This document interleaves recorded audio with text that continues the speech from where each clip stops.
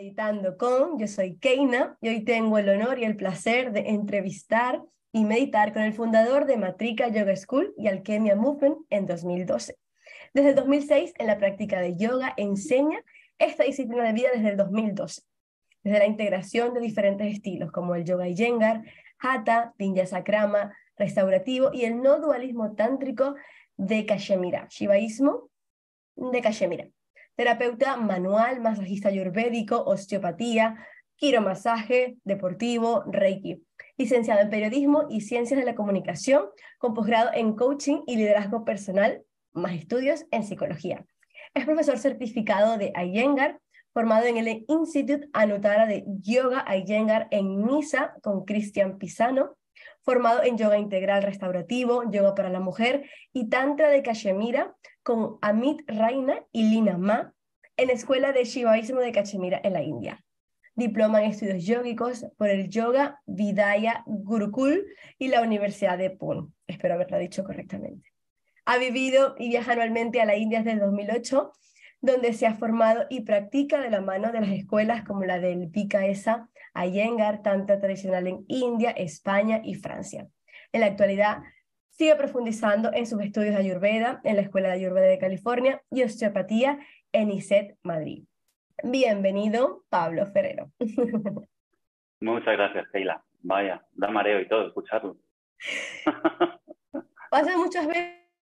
Pasa muchas veces que al principio se medio abruman con la introducción, porque claro, a veces la escribes hace mucho tiempo o realmente no estás muy pendiente de eso, pero cuando otra persona te lo lees como... Sí, sí, sí. Sí, Da canguelo. Ahora, ¿cómo llegó el yoga a tu vida? Pues mira, yo me crié en un pueblo a las afueras, bueno, en una ciudad a las afueras de Madrid, que se llama Alcorcón. Y la primera vez que practiqué yoga, creo recordar que tenía unos, pues no sé si eran 14, 15, 16 años.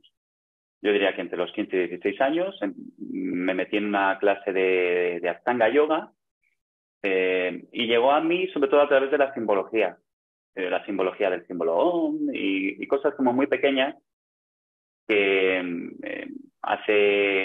esa época pues la tenías que buscar en la Larousse, ¿no? En tu enciclopedia de casa, y de esa manera pues iba investigando sobre qué es el yoga, qué es la definición del yoga, qué es el símbolo Om, y poco a poco pues yo diría que empecé más con todo el tema de la filosofía, del hinduismo, y esas primeras clases de yoga pues no te creas tú que me gustaron mucho. Es decir, que después de esa experiencia de 6 meses de que estuve practicando yoga, no volví a practicar hasta que tuve 18 años, ¿no? Y ya entré con el yoga Iyengar y con el Hatha yoga tradicional, y ahí vi una vía ya más de exploración del cuerpo, desde el respeto de la biomecánica, de mis limitaciones, y sin hacerme daño, ¿no? Que lo que había explorado anteriormente era que me hacía daño en las clases por mi falta de conocimiento, básicamente. Una de las cosas que se suelen conversar cuando se habla de yoga Iyengar es como un yoga muy enfocado en que la postura sea como muy perfecta, ¿no? Como que realmente encuentres esa alineación. ¿Cómo definirías tú de tu experiencia el yoga Iyengar y sus beneficios? Porque yo creo que aquí es donde muchas veces pecamos, ¿no? Creemos que entendemos de todos los tipos de yoga y realmente tienen sus especificaciones, ¿no? Sí.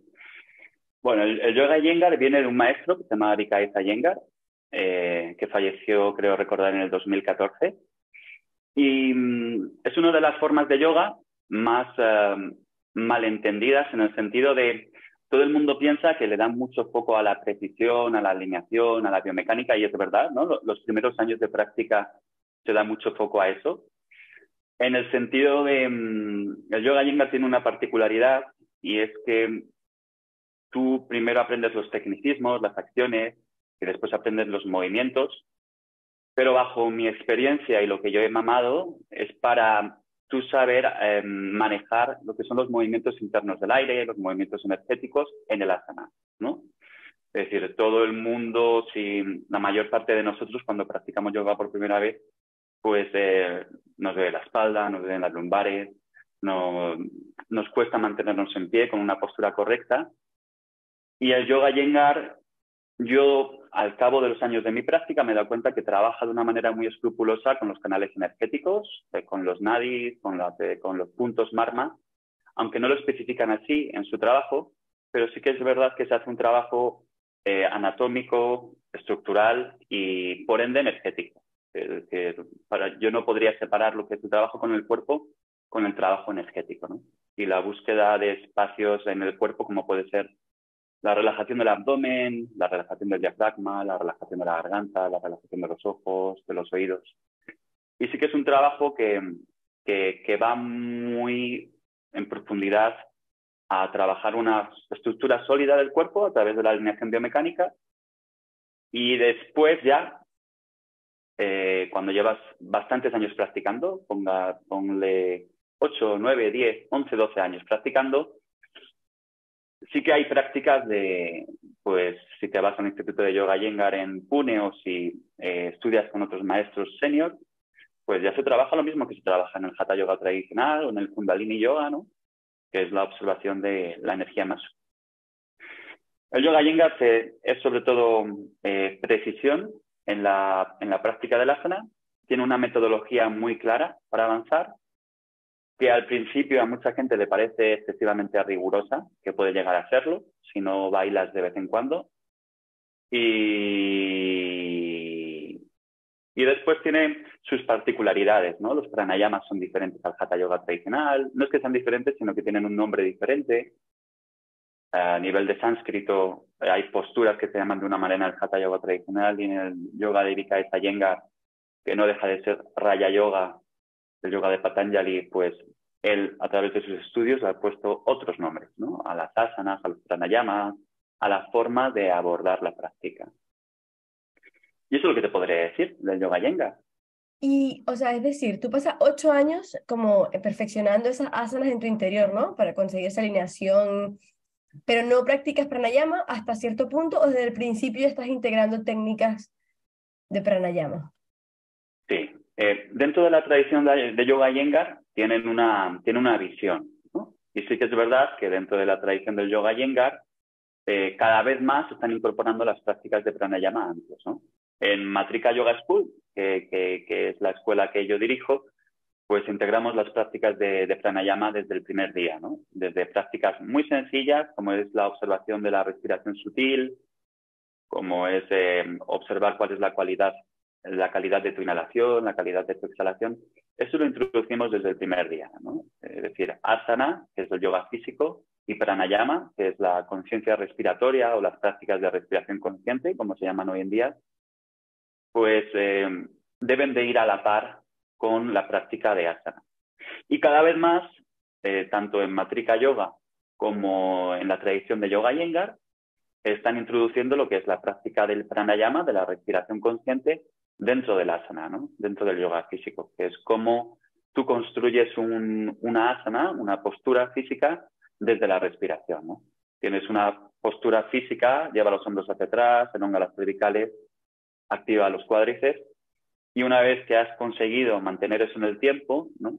Con todos esos puntos de anclaje de la conciencia, pues ahí ya puedes trabajar desde dentro con la respiración y puedes ir más hacia los órganos, hacia las vísceras, hacia la relajación de la garganta, relajación de los ojos, ¿no? Y tener todo eso en cuenta. Sí, la verdad es que el yoga es mucho más profundo de lo que muchas veces imaginamos, ¿no? Nos quedamos a veces con la palabra yoga y la postura, ¿no? La asana como tal, sin entender a veces la profundidad que hay detrás, inclusive de una asana, tan simple como eso. ¿Cuándo te diste cuenta que querías dedicarte a vivir del yoga? ¿Cuándo se creó esta Matrika Yoga School? Pues mira, mi primera clase, mis primeras clases fueron en la India, ¿vale? En los tejados de un pueblo que se llama Dharamshala, que es la residencia del Dalai Lama, y me acuerdo que mis primeras clases de yoga se las di a, a chavales jóvenes indios que vivían en este pueblo, y se las daba en los tejados de un pueblecito que está en lo alto de la zona del Prehimalaya, que se llama Dharankot, que es donde estaba una de mis escuelas, que es la escuela de Shivaísmo de Cachemira, para la cual algunas temporadas he trabajado para ellos, ¿no? Eh, y antes de eso, pues amigos, a familiares. Como empieza, yo creo que la gran mayoría de los profes de yoga es dando clases a, pues a gente que tiene cercana, ¿no? Dentro de su círculo más íntimo. Pues cuando me di cuenta que tenía que ganarme la vida de algo y que estaba empleando gran parte de mi vida en el yoga, pues empecé a dar clases de yoga. Es decir, el yoga, lo primero de todo, es un camino de exploración a través de la lectura, de la práctica de yoga físico. Eh, es una práctica de vida, es decir, para mí todo el mundo practica yoga aunque no sepa que practica yoga. Es decir, que es como el desarrollo personal, todo el mundo está en el camino de la vida, entonces el yoga, al fin de cuentas, todo el mundo lo está practicando de cualquier manera. Y lo de dedicarme a la enseñanza del yoga, pues me encanta, me apasiona y porque tengo que comer. Entonces, no hay mucho más. No hay mucho misterio, la verdad. No hay mucho misterio, ¿no? Empiezas con este yoga como mucho más físico, ¿no? El yoga Iyengar, el Hatha. ¿En qué momento se fusiona o en qué momento encuentras el Tantra en tu vida? Vale. Yo el Tantra Shivaita, y digo Shivaita porque hay diferentes formas de Tantra, ¿no? Existe el Neotantra, el cual el gran propulsor a nivel de Occidente fue Osho, que también mamaba de muchas de las enseñanzas, ¿no? Del Tantra Shivaita, como de un libro muy, muy bonito que se llama el Vijnana Tantra. El Tantra Shivaita, pues mira, en la India yo encontré a estos maestros, que es la escuela de Shivaísmo de Cachemira, que integraban gran parte de las tradiciones de las cuales yo ya había estudiado, ¿no? Como es la escuela de Satyananda, de la vieja School of Yoga, Yoga Iyengar, ¿no?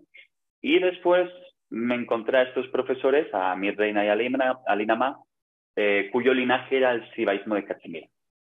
Ellos fueron una fuente de inspiración, al igual que Cristian Pisano en Niza, y lo encontré porque había algo de la filosofía del yoga de Patanjali, ¿no? Que el yoga de los 8 pasos, ¿no? Para llegar a la iluminación, que no me hacía... ya sería por mí, porque era muy joven, o ya sería por muchos otros motivos, ¿no? Es decir, que me hacía vivir una vida un poco con culpa, ¿no? Con culpa de pues bueno, de ciertos aspectos. Tampoco me voy a abrir aquí completamente ahora mismo. ¿Vale? Pero básicamente era una filosofía que cuando la leía me resonaba, y me resonaba muy rápido. Y yo soy de los que piensa que, que las filosofías cuando son para ti, cuando las lees, te tienen que resonar. Es decir, cuando yo siento que estoy leyendo algo y está resonando con mí, significa que esa filosofía es para mí. Y eso es lo que ocurrió con el shivaísmo de Cachemira, ¿no? Que tiene una propuesta y una manera de abordar lo que es el estar en la vida con una percepción consciente diferente a lo que lo puede tener el Raya Yoga, el yoga de Patanjali, ¿no? Que es, al fin y al cabo, la tradición que siguen otros maestros como Patavi Joy, Sodika Iyengar o Sivananda. Ahora, ¿por qué cuando te leías estos 8 pasos del yoga tradicional de Patanjali, sentías culpa?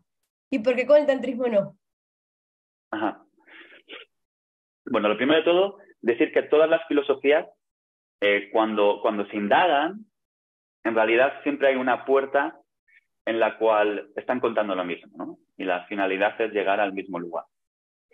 Lo que cambia es el camino que tú haces para llegar a ese lugar.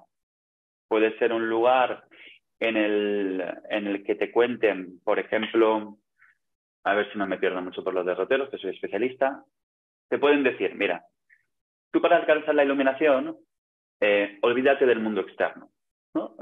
Olvídate del mundo externo, no medites, no te vayas allá afuera, no te pierdas, quédate contigo. Lleva los órganos de percepción, los oídos, los ojos, el gusto, todos, bloquéalos para observar qué es lo que está ocurriendo internamente, ¿vale? Es decir, lo que está ahí afuera es una ilusión, no es real, por así decirlo. Eso es lo que cuenta, en cierto modo, en su etapa inicial, el yoga de Patanjali, ¿no? En lo que vamos estudiando, ¿no? Pues en una formación nivel 1 se estudia eso, ¿no? Es decir, los 8 miembros de Patanjali. Que para llegar a la iluminación tienes que practicar unos yamas, unos niyamas, un asana, un pranayama, unos ejercicios de concentración, unos ejercicios de meditación, y después cuando lo mantienes en el tiempo, te iluminas. Bien. Pues la historia del shivaísmo de Cachemira sí que respeta, es necesario tener un proceso de purificación, un proceso de purificación del cuerpo, pero te da como el antídoto del malestar del ser humano, en vez de por abajo te lo da por encima, ¿vale? Y te dice, bueno, vamos a ver dónde estás tú en vez de por debajo, y empiezas desde los orígenes y te lo voy a dar por encima y a ver dónde ese antídoto se queda, ¿no? Entonces algunas personas, en vez de hacerles empezar por abajo, les haces empezar por encima y ves dónde está. Tienes la oportunidad de ver dónde está esa persona dentro de su crecimiento, de su satisfacción con la vida, de su capacidad de estar en el momento presente, sin todos esos condicionamientos, ¿no?, que traemos del pasado. El shivaísmo de Cachemira no niega, ¿no? No dice, oye, que el mundo que está allá afuera no es una ilusión, es completamente real. Es decir, si tú eres real y Shiva está dentro de ti y Shiva está afuera, Shiva, entendiéndolo básicamente como Superman, ¿no? Shiva es una deidad arquetípica que tiene unas cualidades. Pues si Shiva está dentro de ti y Shiva está allá afuera, ¿por qué negar lo que hay allá afuera, ¿no? Y eso es como la principal diferencia, ¿no?, entre las etapas iniciales que puede tener una filosofía como la de Patanjali y las etapas iniciales, ¿no?, que puede tener una filosofía como el shivaísmo de Cachemira. Pero lo dicho, si te pones a indagar, al final las dos llevan a esa unión, ¿no?, tanto con lo de fuera como con lo de dentro. Sí, sí, el fin siempre es el mismo, ¿no? Pero el camino, como bien lo decías, puede ser de muchas formas. Ahora, me da mucha curiosidad, cuando hablas de que, por ejemplo, en los caminos de Patanjali se empieza como de abajo hacia arriba, ¿cómo aquí, cuando explicas que este antídoto llega de arriba hacia abajo, ¿a qué te refieres? Em, era una metáfora, ¿no? Tú puedes enseñarle a alguien, a ver cómo te lo digo. Tú a un chico o a una chica, cuando está en un colegio, le puedes enseñar como si no supiera nada o le puedes enseñar como si supiera todo. ¿Me explico? Bien. Tú a alguien le puedes enseñar algo dando por hecho que no sabe nada, o le puedes enseñar algo a alguien dando por hecho que lo sabe todo. ¿Me sigues? Y más en esto del conocimiento del ser y de todo el tema de la espiritualidad, ¿no? Donde muchas veces el maestro se posiciona delante, o el profesor se posiciona delante del alumno, dando por hecho que tiene que haber un respeto, dando por hecho que tiene que haber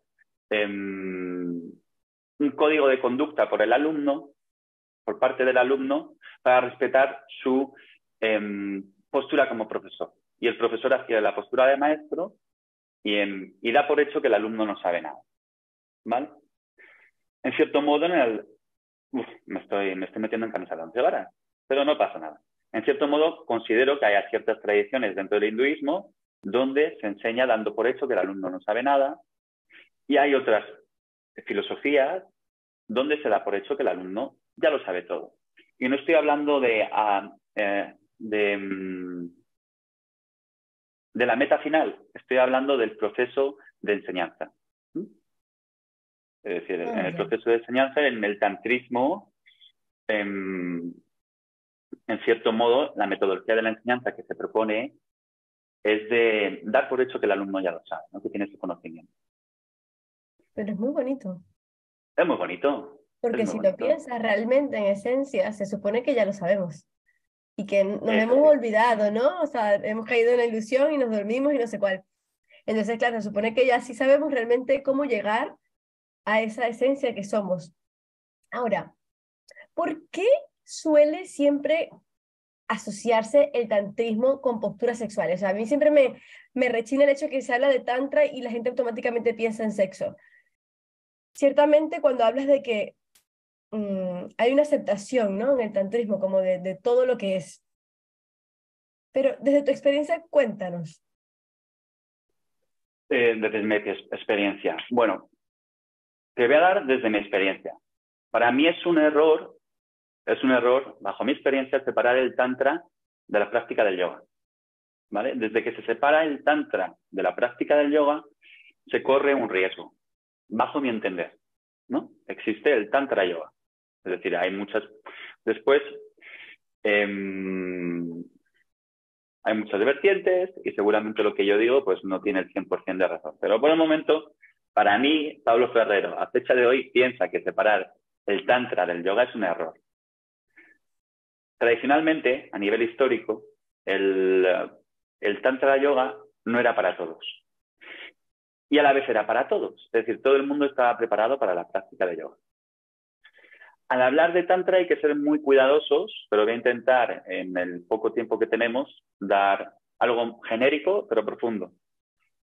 Hay tantra tradicional de Cachemira y después existe diferentes formas de tantra. El hatha yoga tradicional, al fin y al cabo, es una práctica de purificación del cuerpo previa para practicar prácticas tántricas del tantra yoga.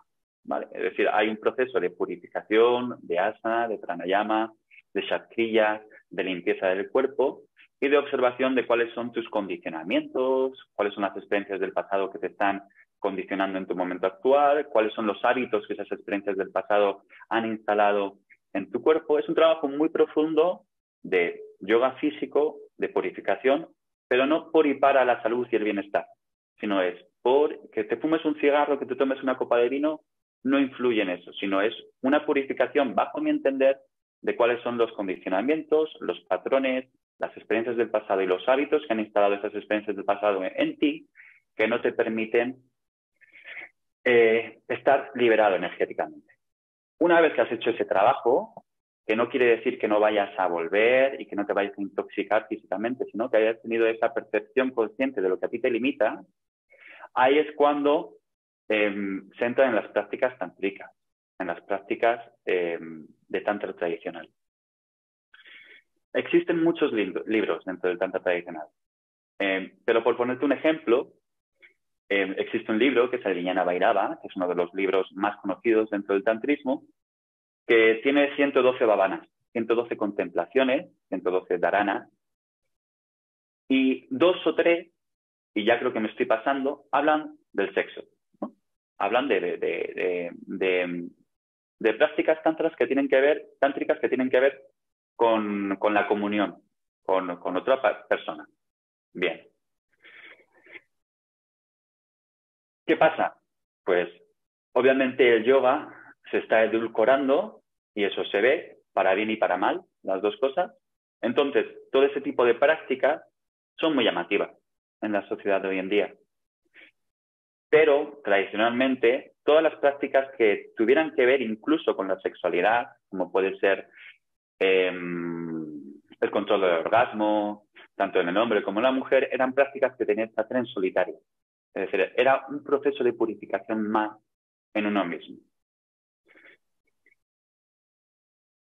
Y bajo mi entender, creo que es necesario hoy en día, ¿no?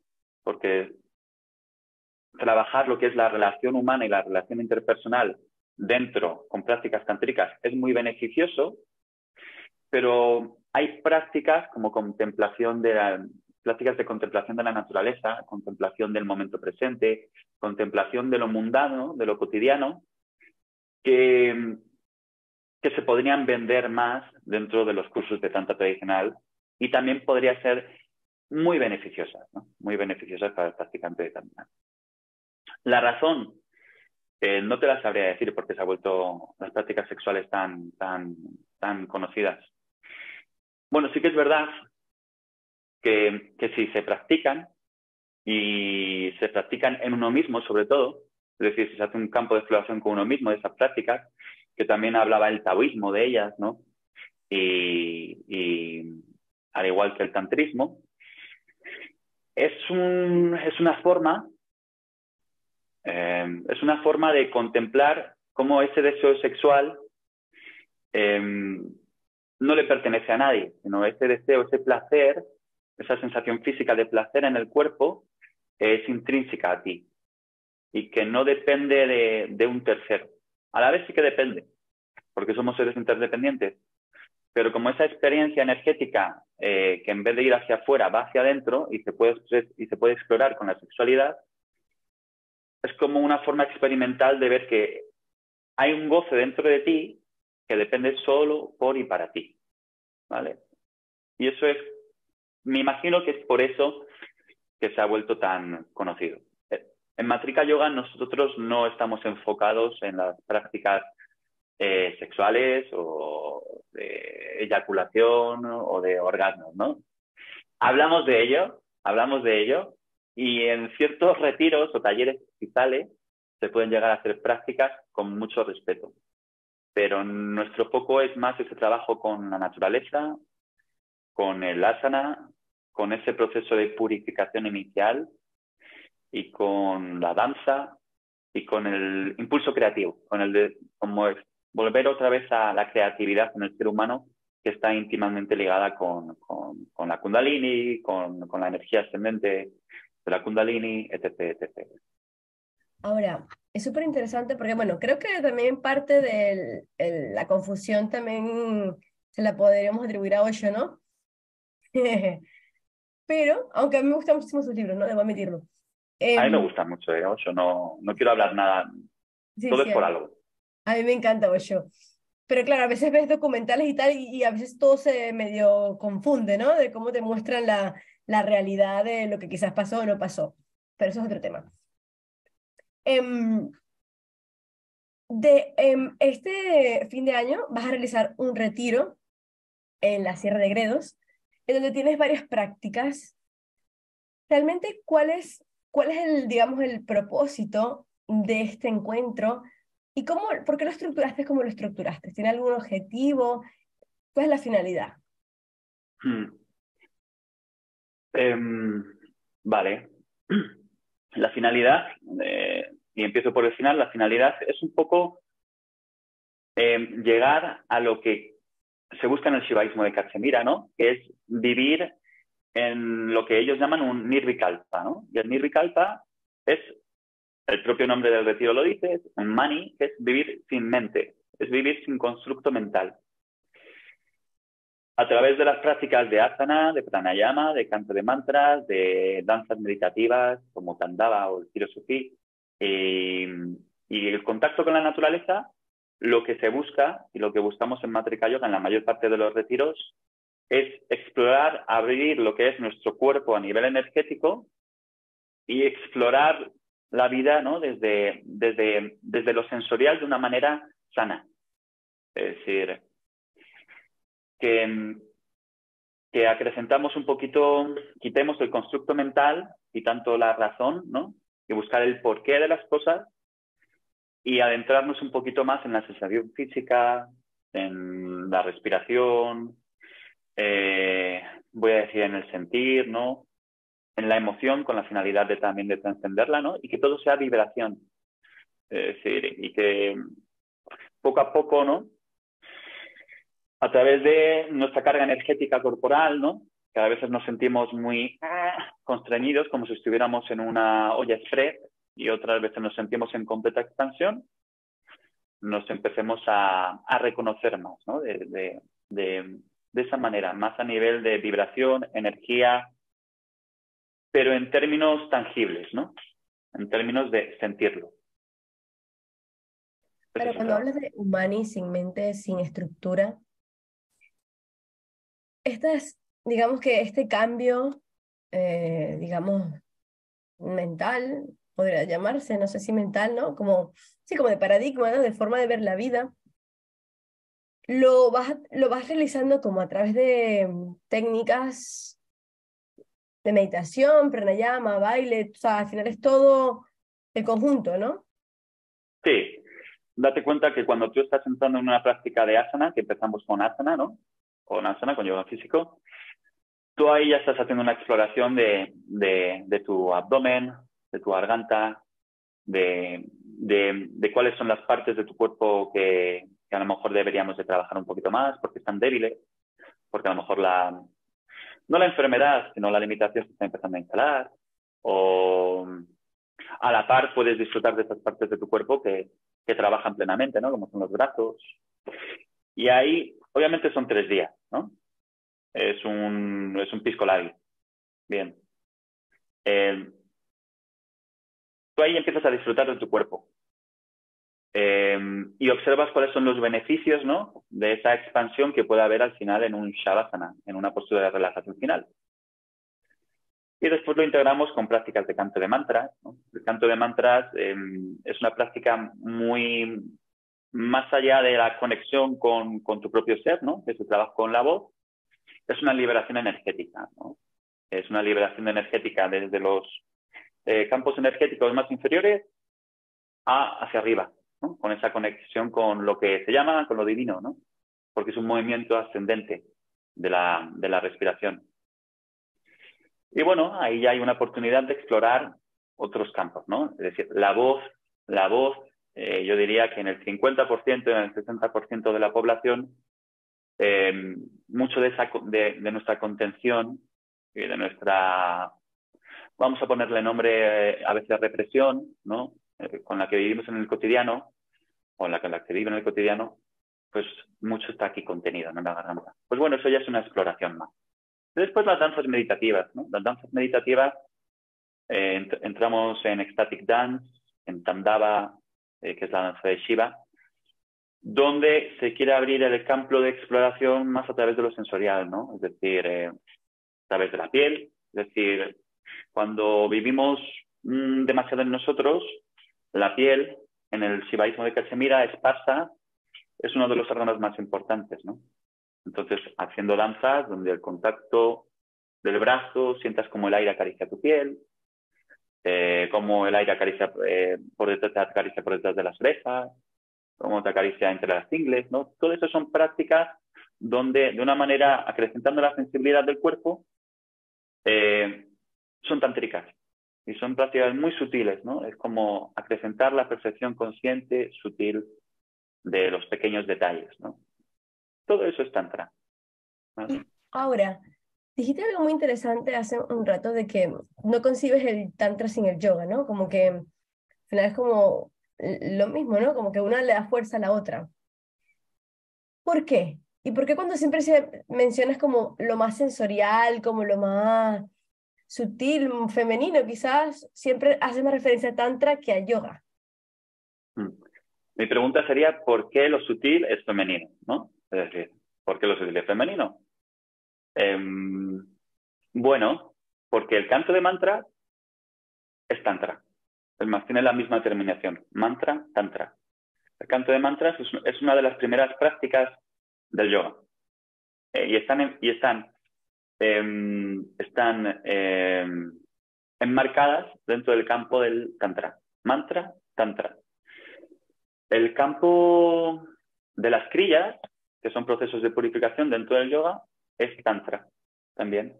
Es decir, es un proceso de purificación que se puede considerar como un proceso de apertura energética también. A través de un vómito, a través de un enema, tú estás desbloqueando con el vómito el movimiento ascendente de la energía, con el enema el movimiento descendente de la energía. ¿Vale? En el centro tenemos un canal central, que son los 7 chakras, los 8 chakras. Son prácticas tántricas. Y porque tradicionalmente el tantra no se separa, en cierto modo, del yoga. Es decir, hay libros de yoga que hablan, los primeros libros de yoga estarían enmarcados, por así decirlo, dentro de las prácticas yógicas. Es decir, el Hatha Yoga tradicional es una antesala para las prácticas tántricas. Por lo tanto, esa limpieza, esa purificación, que no es una purificación para la salud y para el bienestar, ¿no? Es más para esas revelaciones para que vivamos una vida más de percepción consciente, se consideraban necesarias para, bueno, para entrar en esas prácticas tántricas, ¿no? Esto es una visión del Tantra. Después, el Tantra Shivaíta, el Shivaísmo de Cachemira, la definición de asana, la definición de yoga, varía, ¿no? Lo que es yoga para Patanjali no es yoga para el Shivaísmo de Cachemira. Lo que es un asana para el yoga no es un asana para el Shivaísmo de Cachemira. Por ejemplo, el asana para Patanjali, el asana es una postura meditativa hecha con calma, ¿no? Donde podemos meditar, ¿vale? Para el Shivaísmo de Cachemira, el asana es cualquier lugar donde la conciencia se asienta, ¿no? Y la conciencia se puede asentar detrás de tu esternón, detrás del corazón, ¿no? Pero eso ya es una asana, ¿no? Se puede asentar en una puesta de sol, la conciencia está asentada en una puesta de sol, eso ya es una asana. Pero eso son prácticas yógicas también, consideradas dentro del campo del yoga, ¿vale? Pero sientes que para practicar tantrismo quizás es importante el yoga previo, o sea, no hay tantra sin yoga. Porque como me lo planteas, entrar al tantrismo quizás sin una purificación previa, es como, no sé qué puede pasar.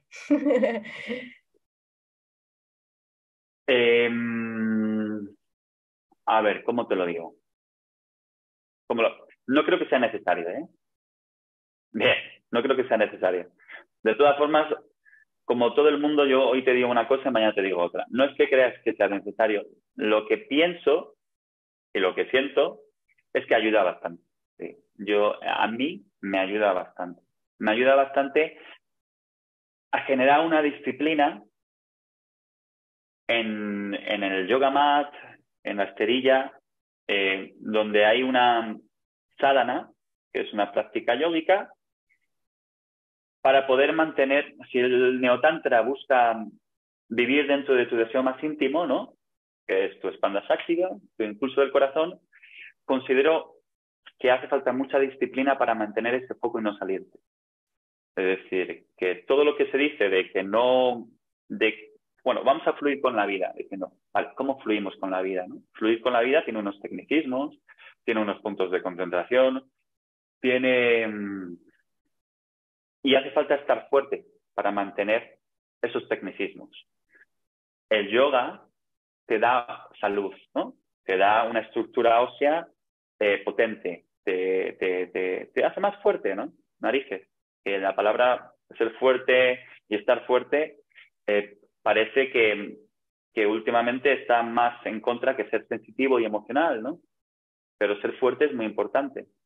Entonces, esa fortaleza te permite mantener en el tiempo esa conexión con tu deseo más íntimo, ¿no? Con el gozo, con el placer, con no salirte de tu camino, aunque ese camino sea fluir. Para fluir hace falta mucha disciplina, si no, no fluyes.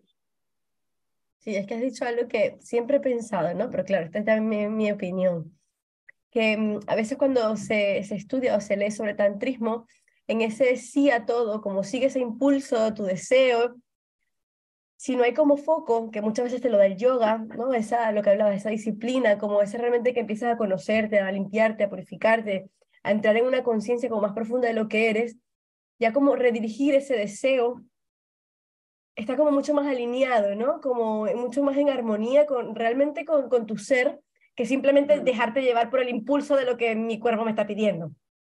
Sí, sí, sí. Entonces, claro, ahora, si tuvieras que mencionar a una persona que ha sido clave en todo este camino espiritual para ti, ¿quién sería y por qué? A una persona que ha sido clave en este camino espiritual, ¿y por qué?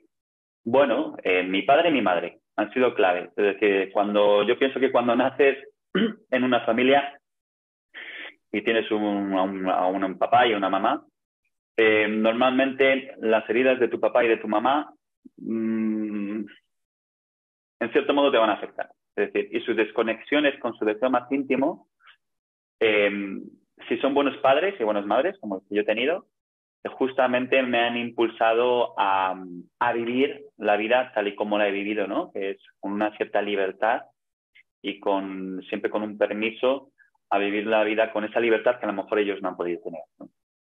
Entonces, toda esa libertad que yo me he dado ha sido gracias a ellos. Entonces, lo primero es mi padre y mi madre.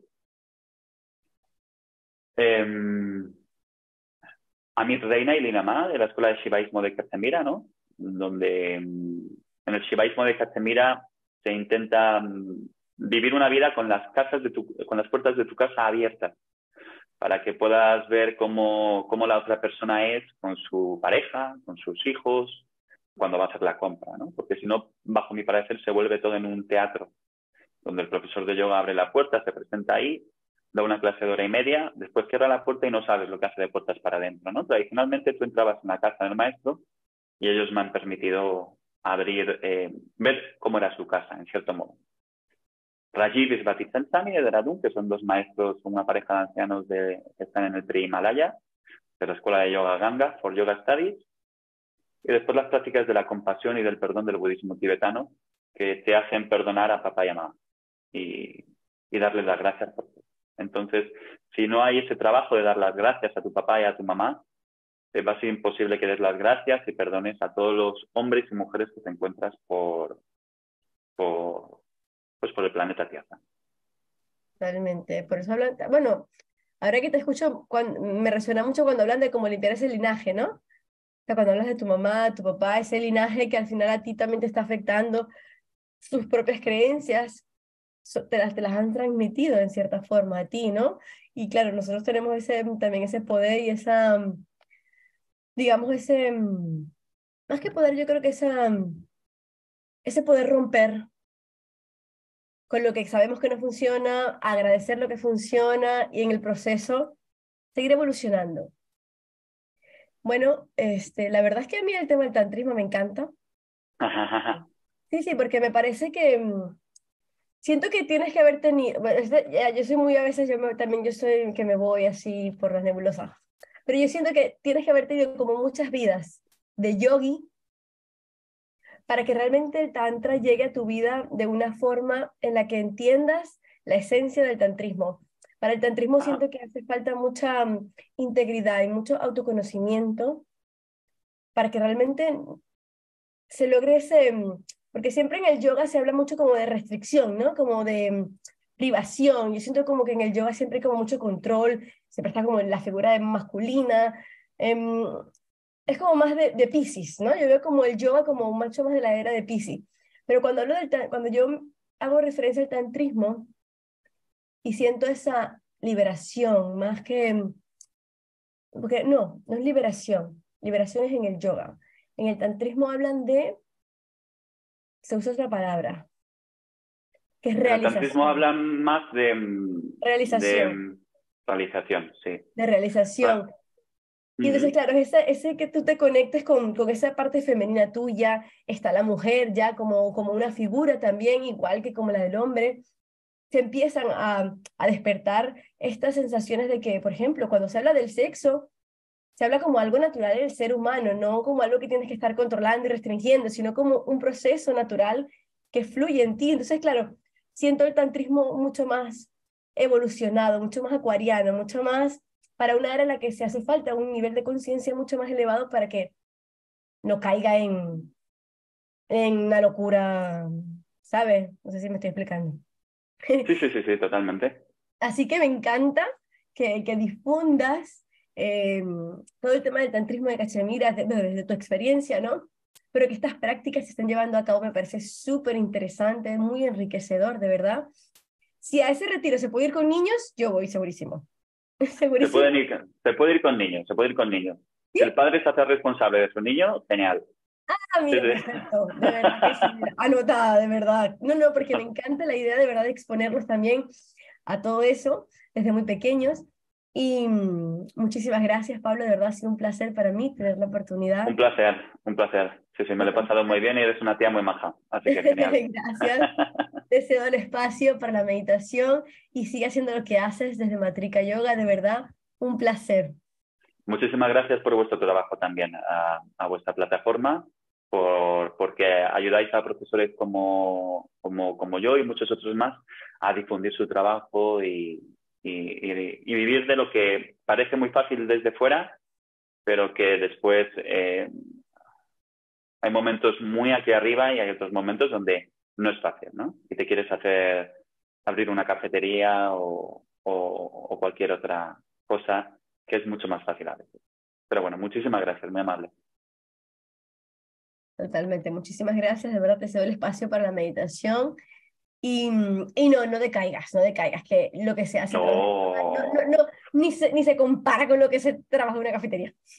no, pero a veces se muestra el yoga como toda gente feliz y todos pasándolo muy bien, ¿no? Porque todos estamos ahí en el escenario y no es así. Yo a la mayoría de los profesores de yoga y a los maestros, profesores de yoga, pues bueno, sí, cuando tienen una edad, pues se les ve con percha, ¿no? Fuerte.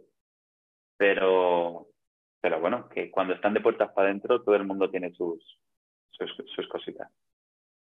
Muy bien, Keila. Un placer. Pues vamos a meditar, a ver qué tal.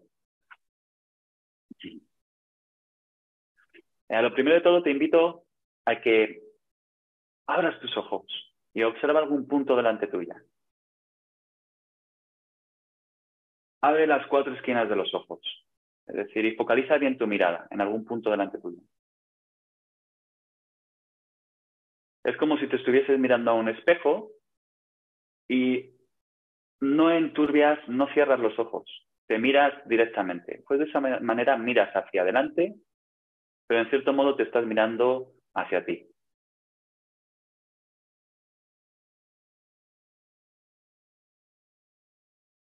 O observa tu respiración, observa la inhalación y la exhalación.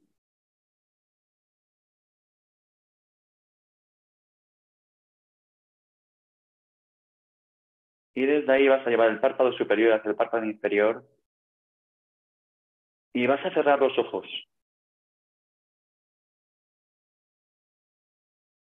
Si llevas poco tiempo practicando la meditación, puedes dejar los ojos entreabiertos o entrecerrados, los dos valen. Y si ya llevas bastante tiempo practicando la meditación, deja los ojos cerrados. A no ser que cuando los cierras hay demasiada actividad mental.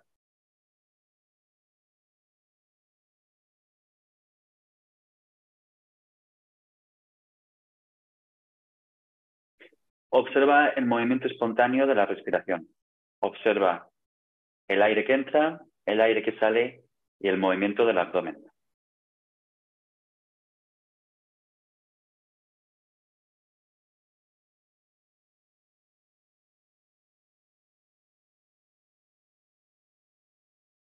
Y relaja tu lengua. Relaja tu lengua y relaja tus ojos. Permite que haya una especie de cámara de aire entre el párpado y el ojo. Relaja tu lengua, relaja tus ojos y permite que haya una cámara de aire entre tu párpado y el ojo, para que la mirada internamente no se proyecte hacia el cerebro, sino que internamente vaya hacia el pecho.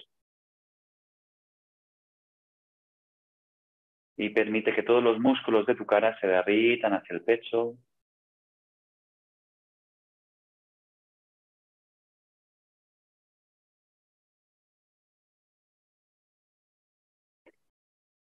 Conecta con la sensación táctil del aire acariciando las fosas internas, tus narinas.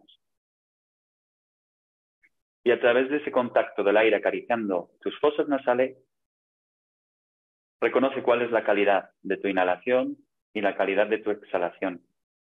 Y no intentes cambiar nada.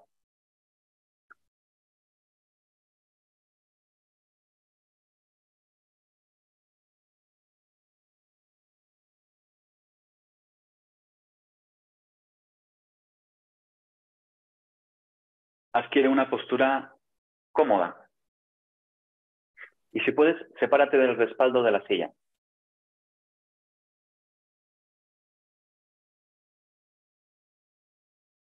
Activa bien los músculos de tu espalda y mantén el pecho abierto sin generar tensión en la parte frontal del tronco.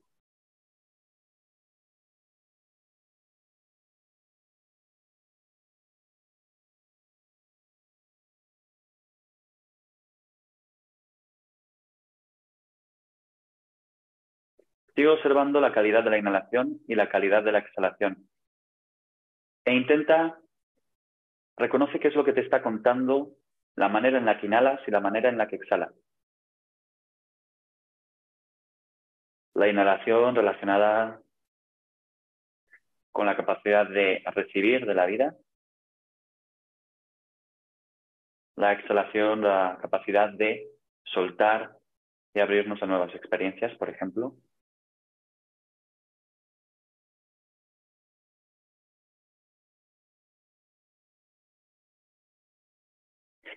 Y no cambies nada.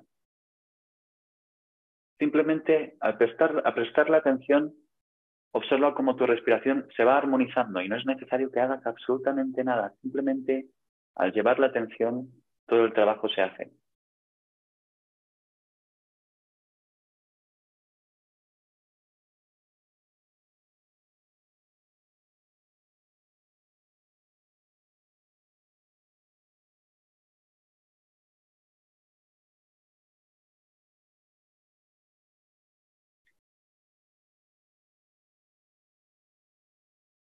Otro ajuste más que podríamos hacer es observa que el aire que entra no te pertenece. Observa que el aire que entra en tu cuerpo no te pertenece. Tus piernas, tus brazos, te pertenecen, tus órganos. Pero el aire que entra, junto con la comida, es lo único que te acaricia internamente que no te pertenece. Entonces, ¿por qué quieres que te pertenezca?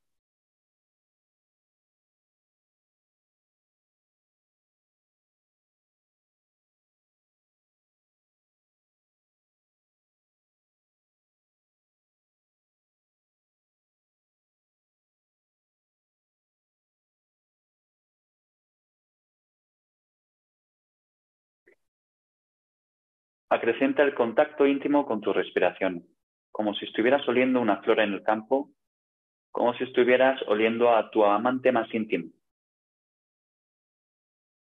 De la misma manera, adquiere esa relación con tu respiración, como si fuera tu mejor amante.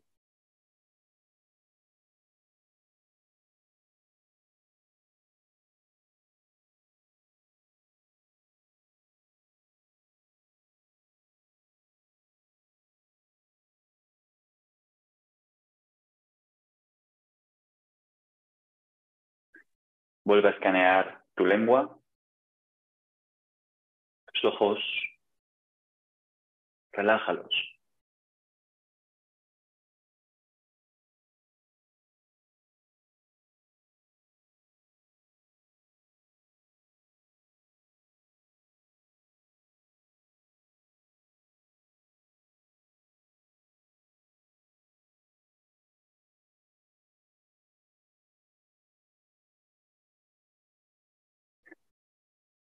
Vamos a hacer una práctica meditativa muy sencilla.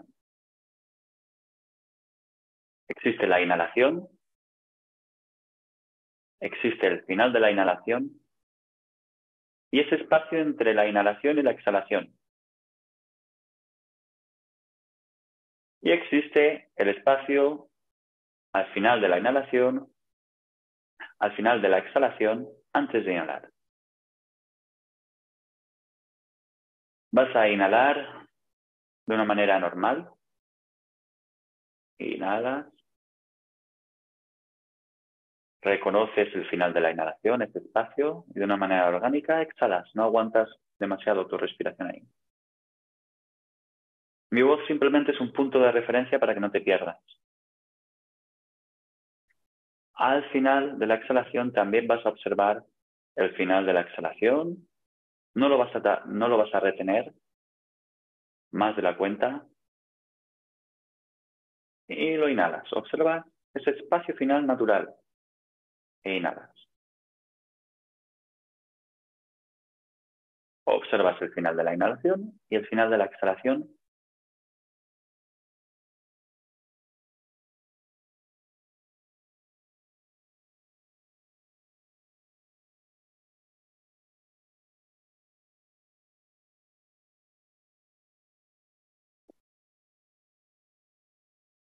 Y a continuación vas a inhalar completamente, sin forzarla, es decir, con lo que tú te sientes cómodo, cómoda, y vas a contar 2 segundos al final de la inhalación.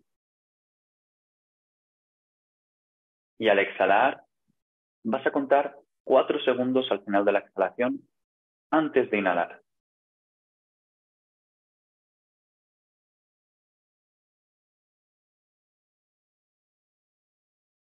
Inhalas, aguantas 2 segundos al final de la inhalación. Exhalas, aguantas 4 segundos al final de la exhalación. Inhalas completamente.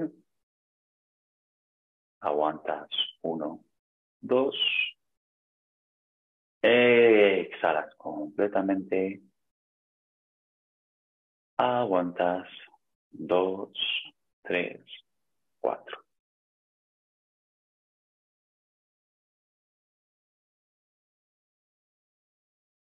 Descansa, no hagas nada y observa qué es lo que ha ocurrido. A lo mejor al final de la exhalación sentías una especie de malestar, una angustia, o a lo mejor estabas genial. Eso te cuenta algo, tu capacidad de soltar, de mantenerte vacío al final de la exhalación.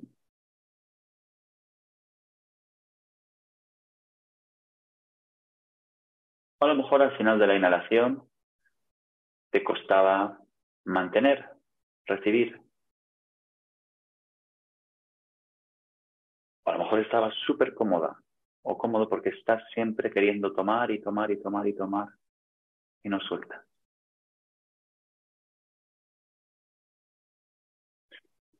Vuelve a hacer esta respiración. Ahora vas a aguantar en la inhalación 4 segundos y vas a exhalar 4 segundos. Al final de la exhalación, 4 segundos. Perdona. Inhalamos. Al final de la inhalación aguantamos 2, 3, 4. Exhalamos. Al final de la exhalación aguanta 2, 3, 4. Una más. Inhala.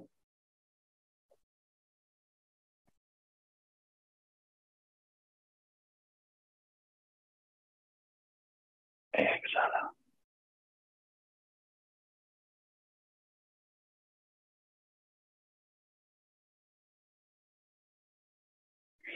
Haz una última más.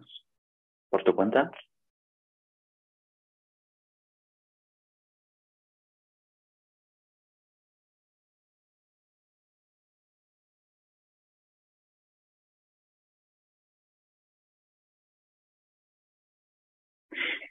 Y descansa, no hagas nada, simplemente respira. Observa si ha habido algún cambio en tu cuerpo. Es muy importante observar los cambios para querer volver a hacer las prácticas. Si no, las prácticas se olvidan.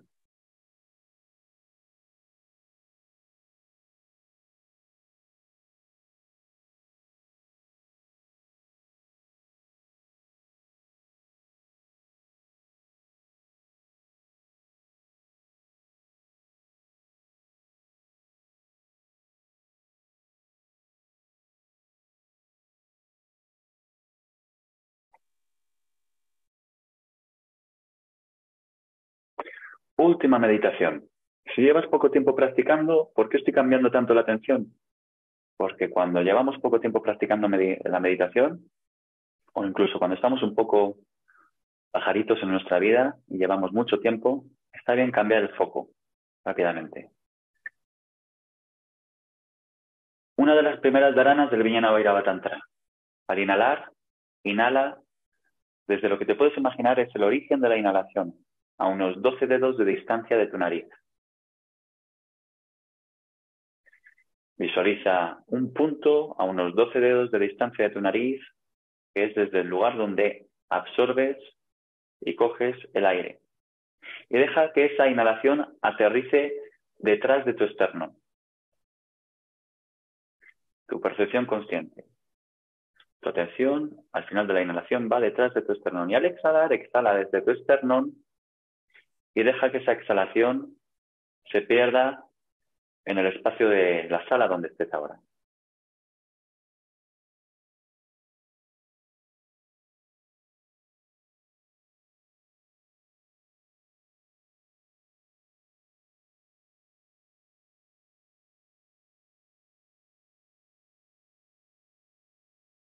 En cada inhalación, inhala desde el origen de la inhalación hasta ese lugar detrás del esternón.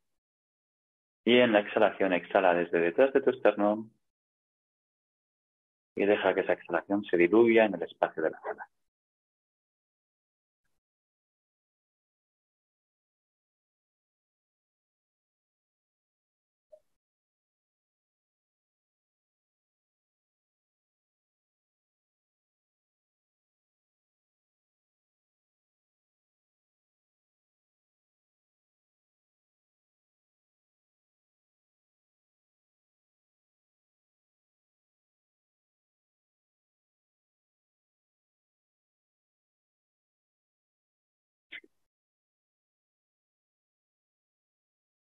Visualiza todos tus miedos.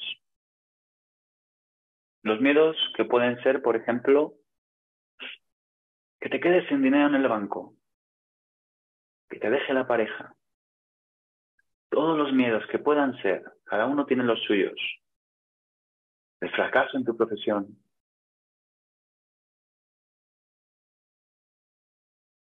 no tener para comer. Visualiza todos los miedos, la salud de tus hijas, de tus hijos, tu propia salud. Y visualiza que todos esos miedos se cumplen. Todo eso que temes se cumple. Pero tu conciencia está instalada detrás del esternón.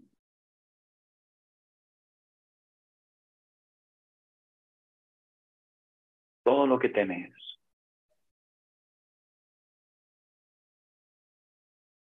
Pero tu conciencia está instalada detrás del esternón.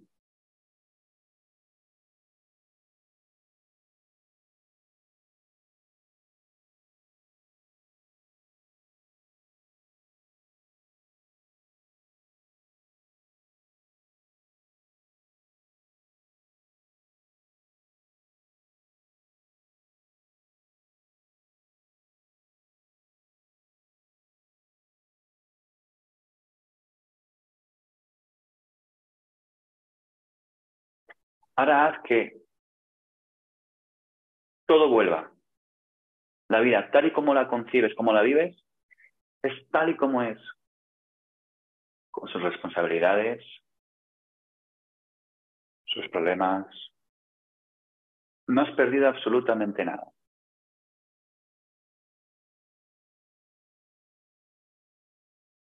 Tu pareja, tus hijos, todo está ahí.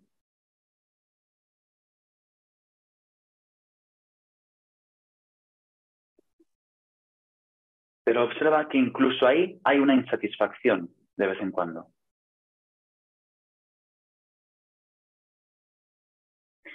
Observa si llevando la conciencia detrás del esternón, esa insatisfacción disminuye.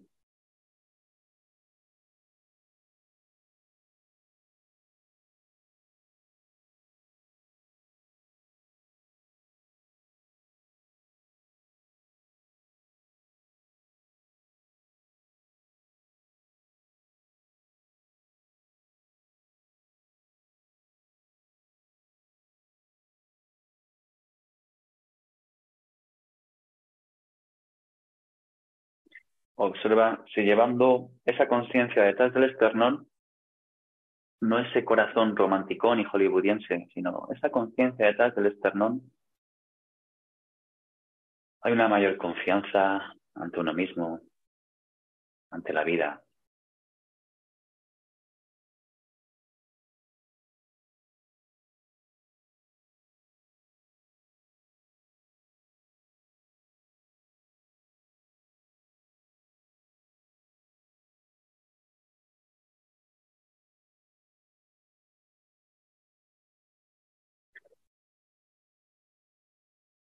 Toda tu atención está en ese punto. En cada inhalación y en cada exhalación, toda tu atención está en ese punto. Completamente en ese punto.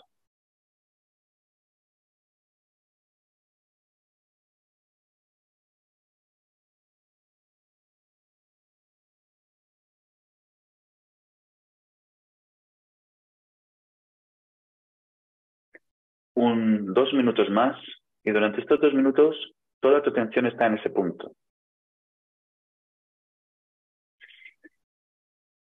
Cualquier cosa que aparezca en tu pantalla mental, en Chidakasa, en ese espacio delante tuya con los ojos cerrados, cualquier sensación física, pasa el filtro de tu Spanda Shakti, del centro de tu esternón. Y observa si la historia que te estás contando de ti y de la vida cambia.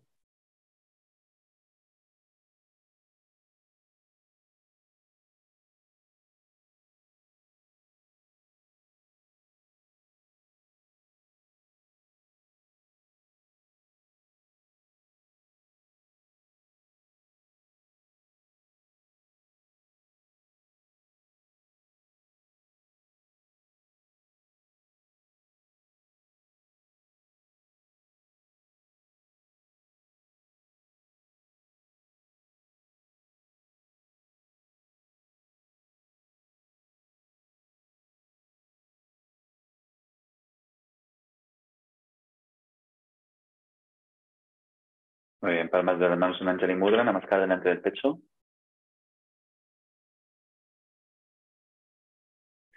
Y con la siguiente exhalación espontánea, aprende a abandonar tu cabeza a ese espacio tuyo, a ese lugar detrás del esternón.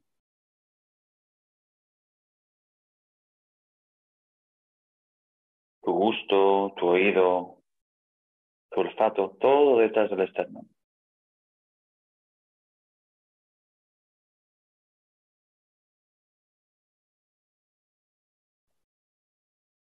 Desde ahí apoya las manos en las piernas y poco a poco ve abriendo los ojos. Puedes estirarte de cualquier manera que te apetezca.